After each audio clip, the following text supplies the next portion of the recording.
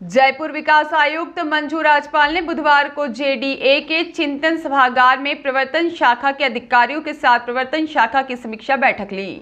बैठक में प्रवर्तन शाखा में अवैध अतिक्रमणों, निर्माणों पर की गई कार्यवाहियों को प्रतिदिन अपडेट करने के निर्देश दिए।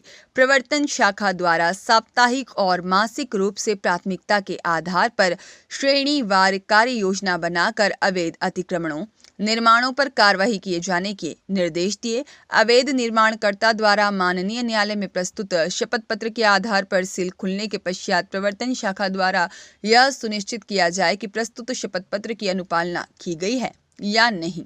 इसी क्रम में निरंतर मॉनिटरिंग किए जाने के निर्देश दिए। जेडीसी ने निर्देश दिए कि अवैध अतिक्रमणों, निर्माणों के सभी प्रकरणों में पारदर्शिता के साथ कार्यवाही की जाए। बैठक में निर्देश दिए कि जेडीए की प्रवर्तन शाखा द्वारा अवैध अतिक्रमणों और निर्माण करने पर जारी नोटिस के क्रम में तय समयावधि पश्चात नियमानुसार निरंतर मॉनिटरिंग कर कार्यवाही करें। बैठक में निर्देश दिए गए कि आपसी रंजिश की भावना से अगर शिकायतें प्राप्त होती है तो प्रवर्तन शाखा द्वारा मध्यस्थता न करते हुए नियमानुसार कार्यवाही की जाए। प्रवर्तन शाखा द्वारा उच्च स्तर से प्राप्त निर्देशों की अनुपालना करते हुए अवैध अतिक्रमणों और निर्माणों पर प्रभावी कार्यवाही पूर्ण रूप से तय समय अवधि में किए जाने के निर्देश दिए। बैठक में निर्देश दिए गए कि अवैध अतिक्रमणकर्ता और निर्माणकर्ता चाहे कोई भी हो, समान रूप से कार्यवाही अमल में लाई जाए। ट्रैफिक कंट्रोल बोर्ड की बैठक में दिए गए निर्देशों की अनुपालना में प्रवर्तन शाखा द्वारा निरंतर रूप से कार्यवाही करना सुनिश्चित करने की बात कही।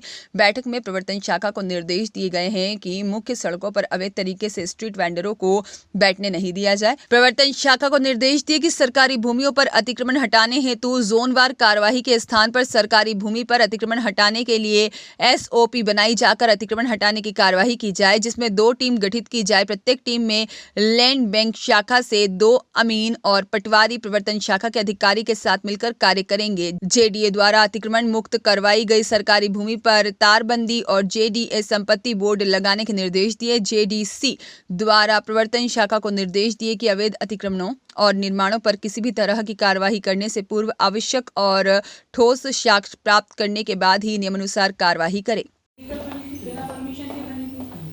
जब हमने डिमोलिश नहीं किया और हमने उसको सीज कर दिया तो सीज मुक्त होने के बाद में उसमें वो गतिविधियां नहीं चलेंगी, यही तो वो अंडरटेकिंग देता है ना। इसके अलावा उसकी अंडरटेकिंग क्या है? व्यवसायिक एक काम कर रहा था, हमने उसको तो बनेगा भी नहीं, लेकिन आपको सीज मुक्ति का दिया और उसके बाद में वो वही गतिविधि बनी हुई थी, आपने सीज मुक्ति कर दी, उसके बाद वो उसको फिनिश कर रहा है। तो अब ये इसमें हमको किसी कंप्लेनेंट से वापस ये राइटिंग, तो जो आपका मैटर आपने सीज मूव किया उसको फॉलो अप करने का भी आपका एक पर्टिकुलर इंटरवल होना चाहिए, तभी तो आपको ये क्लियर होगा कि अंडरटेकिंग जो दी है उस पर वो स्टिक कर रहा है कि नहीं कर रहा है ना। पहले उसका क्लेम करने नहीं आएगा। बाकी आप और मैं जो इधर उधर सब देखते हैं उसमें से कौन सी सीज वाली थी, कौन सी सीज मुक्त हो गई, अब मुझे इस पर कार्यवाही करनी है कि कार्यवाही नहीं करनी है, ऐसी कोई एक्सरसाइज करने के लिए हमारे पास कोई अपनी तरफ से रिपोर्ट नहीं आती है ना। तो ये 2 चीजें डिस्कस हुई थी कि एक तो ऐसे मैटर जिसमें उन्होंने एप्लीकेशन दे और ये कह रखा है। अनिल शर्मा की रिपोर्ट।